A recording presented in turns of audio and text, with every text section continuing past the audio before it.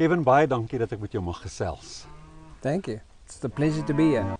Vertel my net so bietjie om mee te begin, waar jy groot geword het en hoe jou paadjie geloop het in jou kinderjare tot waar jy nou as 'n groot mens hier sit vandag. Grew up in the West Rand in Johannesburg and have lived in Joburg all my life. Grew up in an English school with a very Afrikaans mother and an English father. Very religious family. Grew up in the Old Apostolic Church, but as you know, that's... I laugh because it's quite staunch. You wear ties and jackets. Yeah. You can't go to a church if you don't wear ties and jackets. If you're a woman, you wear stockings and a hat, else you shunned. I had a big experience growing up in the church because I could sing. Yeah. I was standing on the church bench next to my mother at the age of 4. The Lord is my shepherd was on stage. 2 women were singing, and in that song there's a very high descant part that you can harmonize to the song. And she looked at me and she said, "How do you know how to sing like that?" So I was like, "I don't know, I just know." 4-jarige ouderdom. Harmoniseer jy. Yeah, it started in church, singing in church. Dis fantasties. Wat het jou gebring by wat jy vandag doen? Sure, that's a it's a complicated story, but the fast version of that is, as a youngster, I was always the odd one out. I was very sickly. I had asthma, I still have asthma. I couldn't be out in the yard. I couldn't sit on the grass. I couldn't do sports. So I had to do everything that wasn't outside, which was quite frustrating. And a lot of my young life was spent in hospitals. So it really did affect just being a normal child. Yeah. I was rather abnormal and also felt abnormal. And then we moved house a lot. So we moved about 3 or 4 times when I was in primary school. And my environment changed. And because of that, I really started paying attention to people. Why people would be unhappy, or why people are nasty, or why people are bullies. Yeah. Especially when you don't know people. But bullies are just bullies because they bully. Yeah. But when you know the intention behind the behavior, because the behavior is just a behavior, when you understand the intention of the behavior, things change. And a large part of why I do what I do today comes from that. And secondly to that, when I was in my 20s, I experienced a lot of depression. And that's dealing with my own sexuality and dealing with not understanding what it was, really. I mean, I did what my family did, and that was you get married, you have children, and then you are supposed to live happily ever after. Yeah. And by the age of 23, I got married. I thought that's what people did. Yeah. But through this internal struggle, ended up after 7 years not having a wonderful relationship with my wife.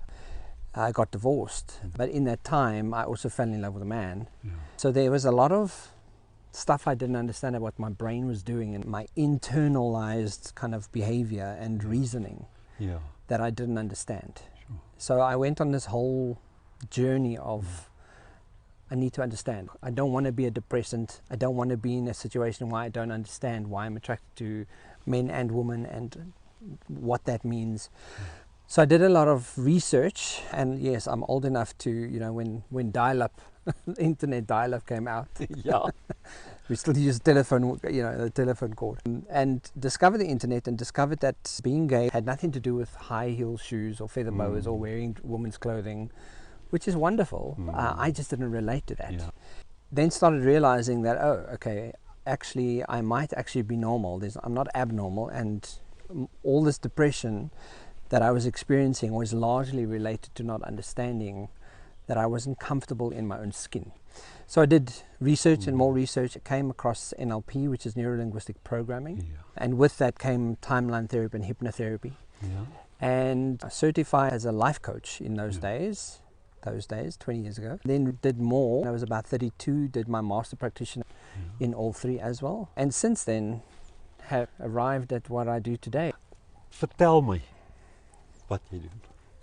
As jy my bietjie in die inhoud kan invat, waarmee jy mense begelei en die gereedskap wat jy gebruik en so. Yeah. The company is called Leadership by Design, and for those who want to see it, it's leadershipbydesign.co. Yeah. There's no ZA. Okay. There's a whole bunch of information that tells you. It started out as going to one of my coaches that said to me, teach people what you know. And I was like, what do I know? And he's like, well, you've been on stage for all your life. You have this NLP stuff. Why don't you combine this stuff and use it and teach people? And one of the things we started doing was teaching people how to use their voices. Yeah. So I started working in a call center environment Yeah. and doing training for people on confidence and how to Yeah. articulate and how to calm your nerves and how to really get your brain involved with what it is you're about to do. And through that, using NLP methodologies and models to prime your brain to understand what your body's about to do. And it sort of evolved into doing a lot more work in a corporate environment. We initially started out working one-on-ones for, presentation skills and that kind of thing. It evolved and evolved more, and as it evolved, I evolved and learned more and did more, and I eventually became a licensee to Leadership Management International, where we were facilitators to leadership programs. So for you to facilitate the program, you would have to go on the program. So been through a number of leadership programs, which undoubtedly gives you wonderful structure and strategy and discipline to really take your leadership to the next level. But for me, I needed more. So I was with the LMI for about 4 years. And then it evolved into creating solutions for organizations that they didn't find a solution for. And just in the last couple of years, in the last 3-4 years, I was very blessed. COVID was a difficult time because, for obvious reasons, but everything moved online and so did my business. But in that time, I lost my dad because of COVID. So blessed in one sense, but difficult in the other. And just in the last couple of years, I'm very honored to be part of MIT's Neuroscience for Business program that they have online. That's you learning about neuroscience and how neuroscience impacts your leadership. And they go into the science and the brain science of how your brain can actually influence your leadership abilities. And because I'm one of the assessors, I get to learn as I'm assessing the work. I've also become a faculty for Regenesis Business School as one of their lead coaches, but also as one of their faculty members. So I get to teach people about neurolinguistics, about resilience and motivation, and understanding the human needs of what humans need to be able to be motivated. Also, just creating content. One of the wonderful opportunities I've had in the last 18 months is working with a large insurance company in South Africa who came to me and said, they have a bias problem. There's a lot of biases. It's South Africa with 11 different official languages and cultures. There's obviously biases. And we created an unconscious bias and inclusivity program, a change management program that we implemented for about 208 managers, senior managers at this insurance company. It's a very large insurance company, so they have about 4,000 people. People started talking, like, what is this, unconscious bias stuff? But did it in a way that they started being empowered rather than having to deal with this issue. And they were empowered to understand themselves and started realizing you're a human, you're going to have a bias. It's just part of being human. They've taken that exact program. They trained the trainers, and they're starting to implement the entire program into their organization starting the 1st of May. Human behavior and how to develop and create a wonderful cultural foundation for organizations is what I thrive at doing. And that's what I do. Kan jy my so 'n klein inloer gee in die unconscious bias ding, want dit is so relevant vir ons lewe. Part of what we know about the brain is, at first glance, we very obviously distort, generalize, and delete information. At any given time, we're picking up a couple of million bits per second. The number's not important. What's important about it is that your brain needs to make sense of what it is you're focused on. So very often, you'll find that people go through that motion of distorting, generalizing, deleting. And they literally change information of the reality they are experiencing based on their own filter system. And where the unconscious bias plays in quite relevantly is your brain, in very simplistic format. Your brain is trying to make sense of reality according to how you experience reality, according to your memories, your decisions, your values, your beliefs. So it goes through life experiencing scenarios or situations or people and goes, I think I've seen something like this before. Let me make sense of it. And it shortcuts it and creates a bias. Whether that bias is wrong or right is irrelevant. What's relevant about that is that that's your bias. Dis hy.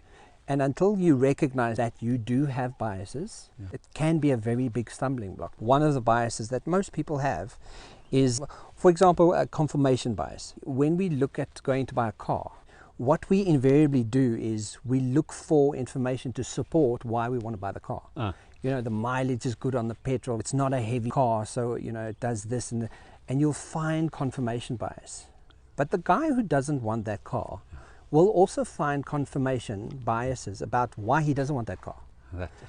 Right? Whether one of you are right or wrong is irrelevant. The point is we both have confirmation bias. Yeah.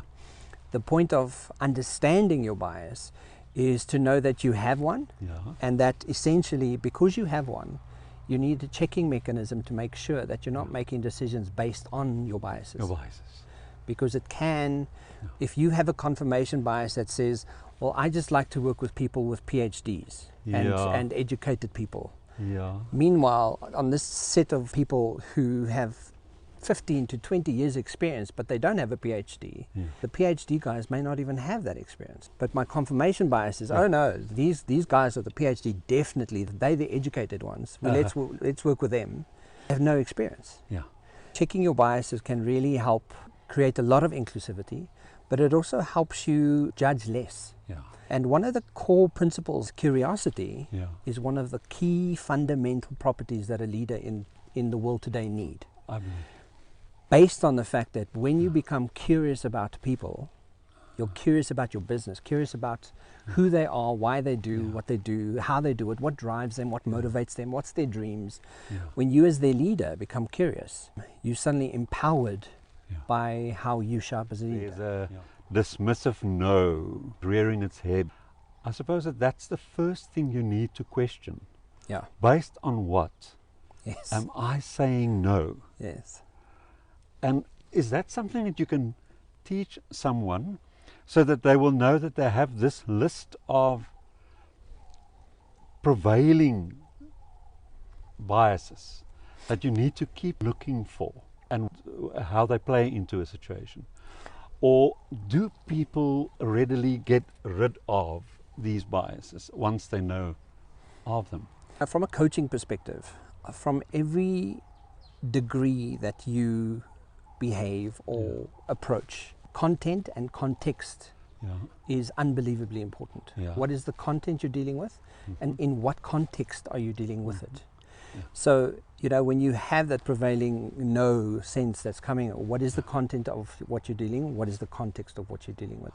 Because when you approach it from content and context, you also know, is this crossing some of my values? Is this going against my values? And if it is, then you know, okay, I can't deal with this. This is an obvious no for me, because this is my boundaries. If it's not against your own values and it's not standing in the way of a belief system that you have, maybe the belief system of your no is based on a memory you made and decided way back when, 20 years ago, that's actually limiting you from seeing pure potential possibility of what if.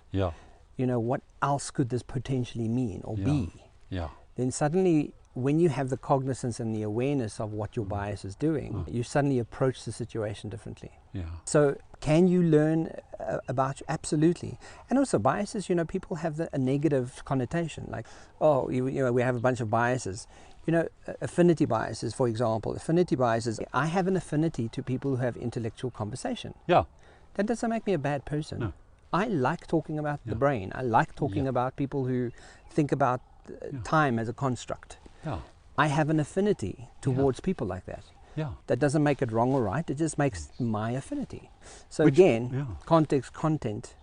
In what context and what content are you looking at this from?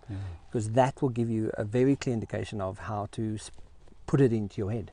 Well, the affinity bias serves you in the sense that it guides you toward your passions, and I think sometimes what you should engage yourself in. But you know, if you're running a large corporation and you have an affinity to having leaders in your department because they're all the same as you, because you like talking about rugby or you like braaiing and you like drinking beer, so you have an affinity with people who do that, that could skew your decision-making processes because you don't have a black or colored or Indian woman in that environment as a leader, giving you a whole different perspective and frame of reference in that organization. It's not right or wrong. It's, are you aware that your affinity bias is making choices and employing people based on the fact that it's your affinity and it's not actually inclusive? So that's where it becomes questionable. Is it against your values and your beliefs? And if it is sometimes against your values, what is it that you value? Do you value inclusivity? Because if you don't, you won't include people. Exactly. Then you know, like, that's a strong affinity that I have to people who are like me. But is that useful? Is that good for what it is you're trying to achieve with your organization? It might not be. So there's a lot of awareness and introspection that goes with understanding your biases. Do you find in corporate situations that people discover areas that they need counseling in, that there follows counseling from what you do as a coach? Or not often? Or are they protective of those areas? Do they deflect, or do they open up to you? A lot of people do deflect, but when we go through some of the training, and people hear, in the context of how I showcase this, because it's never to dictate or to make that person uncomfortable. It's to empower you, so you have an awareness of self. And the more people have an awareness of self, the easier it is for them to go, I really want to talk to you about something. And because they then do, they see the affinity. Kevin's he's not a dictator or a know-it-all. He's coming here to add value. He's coming here from a different perspective, a different frame. Because generally, working in corporate, white, bald, bearded, 44-year-old, people have a sense of, he's coming to tell us how to be or run our lives. And suddenly, an hour later, they spend time with me and they go, this is not what I expected from the training. So there is deflection, but the second part of that is everybody needs counseling. Everybody needs, I need counseling, everybody needs counseling. We need it, because counseling doesn't necessarily mean you're sick, but counseling does necessarily mean that there's parts of our lives that we don't necessarily like to recognize or like to talk about. And when you have the opportunity and the ability to sit with someone and just let them hear you and witness you, it does wonders for someone to just bear witness to someone else's life and story, like like you're doing right now. It does something for the person who feels like you bore witness of me and you see me and I matter. We need witnesses to our lives. You make use of regression therapy, am I right? Yeah. Tell me about that. I do not know the first thing about regression therapy, other than that people have told me they went and they did it and they have benefited. But so I don't per se do a lot of very regressive therapy, but I do use something we call timeline therapy, which also just gives your brain structure. So very often, to give a simple analogy, if you had to point to the direction of your past, where would you point? To point towards my past? I would say behind you. Behind me. Yes. So, and that's normal. So some people go, no, it's left, it's over there. Some people say it's down, above it. So it's wherever you place it. And then with the timeline therapy is, if you generally, when people know where their past is, they can say, okay, where's your future? Where would you point to your future? Ahead of you, right? So directionally your brain's now got some kind of structure of where your past and your future lies. What's beautiful about that is, in the process of understanding regression, I don't often use it in corporate. I will do it one-on-one, but in corporate, as you're traveling through, because it's a brain visualization that you're going through, and partly hypnosis. And as you're going through your regression and on the timeline, very often what people sometimes mistakenly do is they go back into a very negative, very difficult emotional state, because we have those triggers, we have life-defining moments, and when you go into the life-defining moment, you'll experience that moment because your brain remembers everything. It just packs it away. Right? So if you go back into the moment, it can be very traumatic. You can experience the trauma you experienced. So with the same intensity. With the same intensity, right? Because you go back to recalling a moment and an event. But part of the timeline therapy and that regression that you can do is go before the actual life-defining moment. Yes. So before it actually happened, Yes. because you know where your timeline is. Yeah. So you go before that moment and you say, is there potentially something that you could have learned from this moment before that moment happened? And then you go stand next to the moment and you learn something from that. And then you go stand after the moment and learn something from that. And as you start learning, your brain starts recognizing the trauma. Your brain starts understanding the trauma for what it is. And then depending on what the situation is, context and content, depending on the situation, you can also let go of the emotional connection that you have to the trauma. I'll give you a simple example, just quickly. One of the most beautiful sessions you can have with timelines is going back to your 4-year-old self. Yeah. 5-year-old, and then go to your smallest, youngest self and ask yourself, so you literally travel, do the process, and then go and stand next to yourself when you were having an unbelievably happy moment. And in that happy moment, introduce yourself and say, hey Philip, this is me, I'm you from the future. And invariably your brain will go, oh, hello Philip, like your brain will answer you. When I did this process, my little 4-year-old, he was quite sheepish. He wasn't sure if he wanted to talk to me. I knelt down in front of him and I said to him, is there something that you want to tell me that I have forgotten? And he kind of looked up, he shook his head, and I said to him, what is it that I need to remember? And he said to me, you forgot to shine. And obviously in that moment I just burst into tears. You know, at four, all you're doing is shining. You're just having fun. You're living life. You're just, doing life to that degree. You're not blemished, or you haven't gone through life yet. And the moment I had that, it hit me like a ton of bricks in there. It was like, yes, I've always, for some reason, in my last, 40 years, had moments where I played smaller because I didn't want to make you feel awkward. Or I played smaller because my partner was feeling they were not being paid attention to, or they weren't getting enough attention. I played smaller because I was bullied for doing something really well. I played smaller because, so I dampened myself to such a degree through the last 40 years. And when my 4-year-old self said, you just need to shine, the lesson that you get in that moment changes how you do life today. And I've done that process with a number of people before, and the beautiful lessons that come from that are quite life defining in that moment. And you go, wow, I'm so glad we did that process. I'm so glad we actually got to a point where I can remember when, before life happened to me, there's more to me. There's so much more to me. I mean, since then, I give it my best shot to shine. Like, let me shine. It's just a decision. Absolutely. From that moment on. You pick up your younger self. You say, you know what, I'm going to keep you safe. I'm adult Kevin. I can keep you safe for the rest of your life. So I want you to travel with me back to the future. And we're literally going to unhinge from the moments that have occurred with us. And that have been very negative and holding you back from unshining yourself. And you just unhinge from them. It doesn't happen instantaneously, but when you go through a process and you're aware of your brain's structure of doing that process, your brain remembers.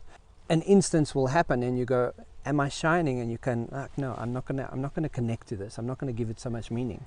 So immediately you then have reference to shining. What does shining mean? It means that I'm not going to be connected to any negative people who put me down, who keep me down, who don't want me to shine.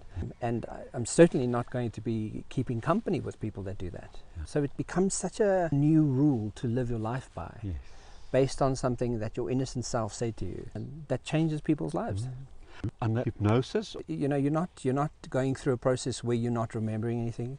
You're not going through a process where you don't remember the scenario or the scene or anything, because you want part of your cognitive brain to learn the learnings from the subconscious and make better decisions based in your cognitive conscious reality now. So you do go to a hypnotic state, but not to a point where you don't remember. Yeah, it's fascinating. So timeline, and then there was another one. Hypnotherapy, the hypnotherapy itself, The deep, very deep hypnosis, do you do that? Yes, so I don't use it in corporate because of the stigma of hypnosis. But as I'm growing older, I'm realizing that there's opportunities for helping people in a way to reorganize the beliefs that they might have around things. Yeah. It's not something I actively practice currently, but it's definitely something I want to start re-looking at. Because, you know, when I went through my hypnosis, I was convinced that this is not going to happen, because I was very religious. I know the Lord's going to, like, it's not going to happen. And my trainer put me between two chairs under hypnosis, and then woke me up in the hypnosis. Between the two chairs, he said, put your head on this chair and put your heels on that chair, and I want you to make your body as stiff as a plank. You will not move at all. It will be absolutely solidly. And people sat on me. And while I was in that state, he said, now I don't want you to move at all, and I want you to keep it exactly, and I just want you to be able to open your eyes. And as I opened my eyes, I was between two chairs, solidly as a plank, and someone came and sat on my legs. It blew my mind completely to be able to know that my body could do that, and I could go into that state. Someone can completely take control of your mind and do that and manipulate it to that degree. It was a little bit scary and a little bit interesting. It's interesting. And my first question would be, so what do you benefit from knowing that that could happen? That you actually have more potential possibility than you think you are capable of. Because we have our beliefs, and belief systems are tricky. You filter life through that belief system on every single moment, on everything you're doing. It's almost like you have that set of glasses on, and it's the only ones that you run. And you only wear those glasses based on that belief system. If it's a limiting belief system, you'll miss opportunities in life. You'll miss having a far more fulfilled life. You'd miss relationship opportunities. You don't live fully with having that filter and that lens to carry you through. You can go through hypnotic state and change a very limiting belief.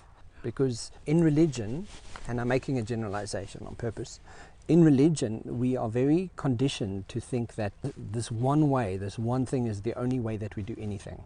And if you don't do it, then God's going to get you. That's what I was taught. But when you get to that part of understanding what the brain is capable of doing, and you start learning that through habit-formed processes, through discipline and commitment and micro behaviors, and making little tweaks on your day-to-day basis, you can evolve your entire life into a whole different space and sphere based on recalibrating your brain. And the more you do that, the better you get. And the better you get, the more you do it. Yeah. So what I hear from you is that a deconstruction process, as well as almost an undoing process, is necessary for us. I'll give you some example.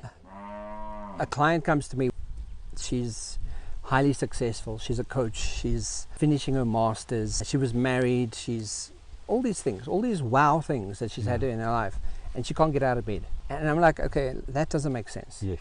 So we talk. Long story short, with the unpacking of the conversation, I eventually say to her, this thing about you not being enough, or like I'm never doing enough, feels like I'm never doing enough. Where do you think that comes from? And she said, no, we grew up with my grandmother in the house, and my grandmother often said stuff like that. I said, and what? Tell me the instance. How old were you? And she said, no, I was 9. What did your grandmother say? She said, my grandmother said, well, if it wasn't for you, your mother would be so much more she is today, because she had to give up her whole career just to have you. No. That's what her grandmother said. And in that 9-year-old moment, her mind decided that she's never going to be enough to be in this family. And when she got it, and she heard it from my frame, do you know that that wasn't your language? Do you know that that's not your belief, that it's your grandmother's belief? You just made it yours because your grandmother said so. Yeah. Because why? Because you love your grandmother. Yeah. So deconstruction, absolutely. Yeah. It is an absolute necessity that we deconstruct. Does this value I hold, does it serve me? And does it serve the people I love? Is it useful? Is it necessary? Does it fulfill me? The belief systems I hold about my church, about my family, about life, about religion, about spirituality, about relationships, about whatever that belief is it constructive? Yeah.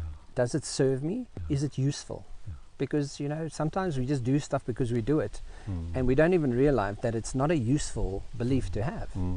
So when you start deconstructing to that degree, you start understanding.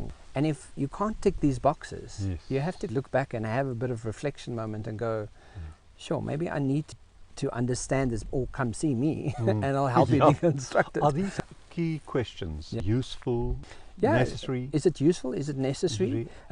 Is it? Do I derive pleasure from it? Exactly, yeah. Is it a passion? Yes. Through communication, I actually created a sort of an acronym. It's called the NAC. Do you have the NAC for communication? And NAC stands, is it necessary? Is what I'm about to communicate necessary? The second one is it adding value? And the third one, is it kind? Right, so do you have the knack for communication? So if you can say yes to all three of those things, then you can go ahead and communicate. Yes. Similar to a belief. Is this belief necessary? Well, it's my belief. Yeah, I think it is. Is it adding value? Sometimes it might be, sometimes it's not. And then you can start really making sense of, maybe I should check this. And is it kind? Is it passion? Is there value? Is it making me feel good? If you can't say yes to all three of those things, you should question it.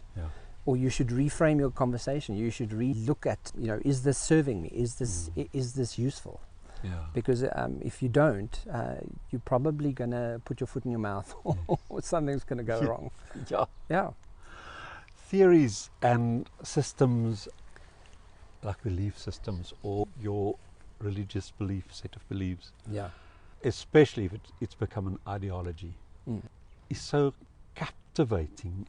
I think we all need, in a strict environment like South Africa used to be, if one was raised in a church, the more so. We've got such a lot of theories to unpack and reconstruct, sometimes just get rid of, and dive into something else. I'm reading a book at the moment written by a professor in the 40s, Martinus Versveld. But it's old. And I came across his books, quite a few of them. And the one thing that he says, it's especially if you're intellectual and you tend to accumulate knowledge, you're a cognitive person, it becomes necessary sometimes just to put all those aside. And just like the Zen Buddhists say, experience life directly with one eye, a singular eye. But it made me think, we are so biased towards cognition and information and systems and theories. The moment we are challenged to put that aside, just for now, daar staan 'n rooi stoeltjie. Moenie oor hom filosofeer nie. Is hy daar? Is hy in my mind? Is hy 'n illusie? Is hy werklik? Is hy fisies? Wat beteken, is hy rooi? Is rooi in my kop of is hy regtig rooi? Sien almal die rooi dieselfde? Just stop, see the chair, sit on it. Because my mind is packed, jam-packed with theories. Do you find that certain people are so stuck in belief systems that you battle to pull them out of it? People sometimes identify with problems.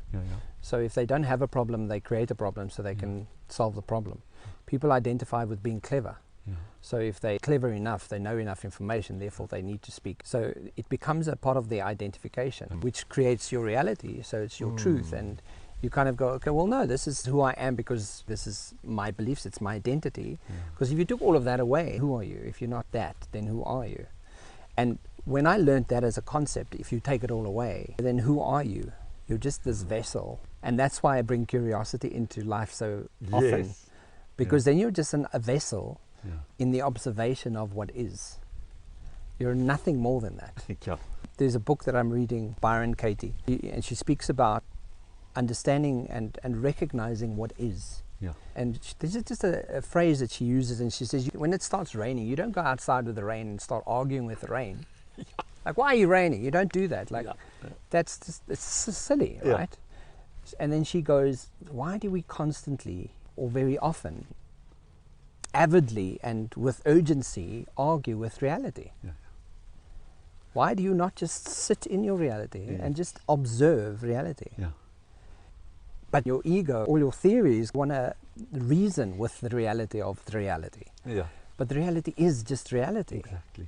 And when you get to the other side of what that conversation is, then you're just an observer. Yeah. You're an observer experiencing this beautiful moment sitting under these trees with the wonderful animals with us. And I suppose because we're calm, they're so calm, and they're not even making a noise. Not Like even making a noise. You know, I was so surprised. right? So, and then you suddenly, then you hear the rustling of the leaves, and you're experiencing. And in coaching, we call it a somatic experience. It's a full body experience. Full body experience. So you're hearing it, you're seeing it, you're feeling it. You're in the present moment. Yeah. Very often, people don't recognize that I'm not thinking about my stressful situation I had 2 weeks ago, or the meeting I'm supposed to attend at 1 o'clock, or I'm not thinking of anything other than me and you sitting having this conversation right now. And does that make me happy? Yes, I'm perfectly happy right now. Exactly. And it's being aware of your present. Yeah. I mean, it's in the word, you know, what is the present? What present is the present giving you? Yeah. Because it's a present, It's a present. right? Yeah. It's beautiful. Yeah. So I do think, I think, yes, like you were saying, you know, people do get caught up in that belief because it gives them a sense of something. Because if you take the something away, then who are you? Yeah. Yeah. You know, and then you're like, I don't know who I am if I'm not that. Yeah. And we take simple things, simple experiences, and we fit it into the pre-existing structure or cognitive framework or paradigm. We fit it into that, and we lose some of what we could have experienced. Yes. Because it has to match. I think paradigm is the right word, yeah. Because we all function at that kind of level through various formats, through social media, through friends, through going to church or going to a friend's club that you have or whatever. We experience it at a certain paradigm until you experience a shift in how you experience life. You don't shift the paradigm. Exactly. I mean, And it changes the experience. Yes, exactly. Because So suddenly, because your paradigm's moved, you're actually having such a wonderful, wonderful time. Yeah. And then half the time it's like, but you did nothing. It's like, yeah, but I did more than you think, right? Yes. Because it was a paradigm shift. Shift. Yeah. Openness to the raw experience instead of how does it fit my paradigm. My idea, yeah, exactly. I want to get to your own spirituality because you grew up in a very strict church, which to a certain extent was a bit stifling. You need to get into that bubble and you live the church. And it's a God-oriented life. How did you deconstruct your spirituality? I grew up being able to sing. So I want to obviously use this talent and become a singer. And my priest said to me, definitely can't go and sing in the world. The Lord gave you this gift to be used in his church. And I felt like, well then, you know, if that's God, that's selfish. I don't see the point of me having this amazing gift that I can sing and I now can't go and share it and I can't go make money from it. Like if that's God, I don't believe in God. And it became a vengeance against God. And there's not even place for being gay in the Old Apostolic Church. But then I started, because of the journey and all the stuff we spoke about today, I needed to support part of my understanding about human behavior, about energy and intention and how we put information together. Is there science to back it up? So I started reading a lot of quantum physics. And quantum physics in itself is just, once you go down that rabbit hole, you kind of, it becomes like, now I don't even understand what I understand, or, you know, if it's reality. But the one thing I did find interesting was the double slit experiment. And I was like, that just doesn't make sense. And from that moment, I started recognizing and realizing that what if I was the observer? What if I was the observer of my reality? What if I was the observer of molecules? Because as the observer, I'm giving it form based on being the observer. My deconstruction was to that level. So today, I do believe that humans and the evolution of what we are, as we are evolving, we look at AI and how AI is evolving, that we are part of a great consciousness that is alive and available to us. And how much we recognize it is entirely our choice. The more you do, the more you can. And I think that there's intelligence in this tree, there's intelligence in these animals. And that can be a very big conversation. I believe there's consciousness, there's an awareness, there's an intelligence that I can tap into, that I am part of. Yeah. I've been given the choice to choose how I'd like that intelligence to play out for me. Yes. And the more I get in touch with my present moment and my Yeah. awareness of self, Yeah. the more I experience that intelligence. Yeah. And I'm not living in tomorrow or yesterday. No. I'm living in the very reality of the very present moment Yeah. of what the intelligence is actually wanting me to experience. Exactly. And that's love. I think that's that's like a wonderful, fulfilling, loving Yeah. space to be in. Yeah. Unlike Newton's analogy for the cosmos, Yeah. which was a machine-like analogy, the new analogy, the quantum, or the metaphysical analogy, is the cosmos is a body, an organism with a mind.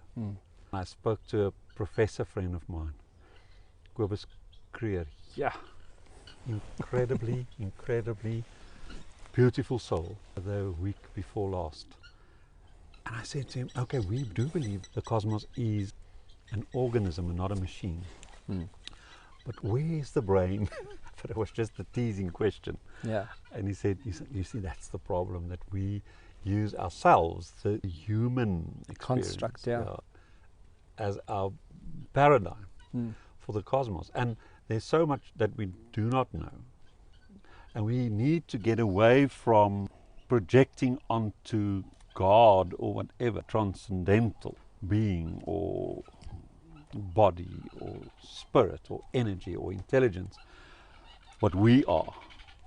And I think it stems from the biblical notion that we are made in His image.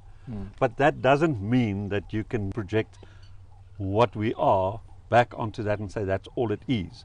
So God is a superhuman. And in the same way, I cannot say that the cosmos is thinking in the way that a human is thinking with a physical brain. So I'm very excited about quantum mechanics myself and metaphysics. I think it's almost, and it's strong language I suppose I'm going to use, but I think it's completely naive and almost stupid for man to try and use the construct of man to explain what God or what intelligence or whatever this higher power is, to kind of make sense of it. I think it's very limiting to want to create God in some kind of minimalistic construct. Your brain is just doing that certain amount of information, so we're not even touching the surface of what the omnipresence of intelligence is to the degree that it is. And that's where I think spirituality and Reiki, psychic mediums and people who have gone to that degree of that awareness are tapping into something that they can explain, and it makes sense to them because it's real to them. That a lot of people that can't explain that just think, you're just you're one of those weirdos. But essentially, perhaps they are tapping into something that they just have the ability to, that some other people don't. They've taught themselves to become attuned to that. And that's why also it adds to why curiosity is so important. Why bringing it back to self and introspection and like breaking your pieces up to really interrogate yourself and understand yourself to that degree, because then you're making sense of the world in from a very different perspective. What gives life meaning to you, apart from what you do? The meaning for my life is to experience it to its fullest potential when I'm in it. And I get it wrong all the time. I get it maybe that's not exactly the point. But my intention is to live life and to experience it to its fullest. And my biases get in the way, my paradigms get in the way, my limiting belief choices and belief systems get in the way. And I know they exist, but I'm avidly in pace, almost like searching for it. Searching for the experience of what is the fullest life I can live. There's so much that we can live once you learn to let go of what doesn't serve you. That gives me a bit of meaning. That's what I strive for. And your spiritual practices? I do a lot of meditation. I've just been through a bit of a life-changing moment in my life. Mhm. So meditation is a very obvious way of calming my mind and gaining some wonderful self-insight of just like, who am I today and how do I want the day to start and play out. And when I'm doing that, I find that I'm far more present, far more living in the moment of life. And when I'm not, that self-talk that we have tends to get in the way of my life. And I know when I start spiraling down a negative day, I just go to bed. Like, I know, like I just go to bed, wake up tomorrow and do this day over, because it's not going to work. Because your mind is that powerful. Once the spiraling happens, it's very difficult to get out of, but it's not impossible to change your state. Okay. So sleep is important for you. Oh, to yeah, reset. absolutely, yeah. Sleep is very important. Exercise, meditation. One of the things that we learn from a coaching perspective is mind, emotion, and behavior. And those three combined in unison create wonderful outcomes. Yeah. But if one of them are out of sync, you don't get the result you were aiming at. So we call it congruency. So we're congruent in your thinking, your feeling, and your behavior. Your results tend to be what it is you want to look for. But because I'm aware of that, when my emotional state is not in alignment of what I've been thinking or doing, I go and sleep. Or I'll cancel my appointment, because I know that I'm not going to get the outcome I'm looking for. My go-to connection at this point is meditation, because it does create a lot of centeredness and quiet. I love just being in that space, connecting to a higher self, and what the mind is capable of envisioning and creating for itself. Because it's beautiful. It can be very, very beautiful if you know what to do with it. What would be a takeaway message for us from you? Takeaway message. Easily that you are so much more than you think you are. And if you take the time, nothing of importance is done in urgency. And if you take the time to create this importantness of yourself, and not from an ego place, but from a kind, caring, vulnerable, loving, safe position, it will take time. It will be of great importance. And when you do that, you'll recognize the importance of self. And when you do that, everything in your life is dictated by that importance. Who you spend your time with, what you do, how you do it, how much time you take for yourself, how much time you take for prayer or meditation, or everything starts evolving to a degree that feels comfortable. There's more to you than you think. Beautifully said. Thank you. Baie mooi gesê. Thank you, Kevin. But thank you for letting me join you. That's my pleasure.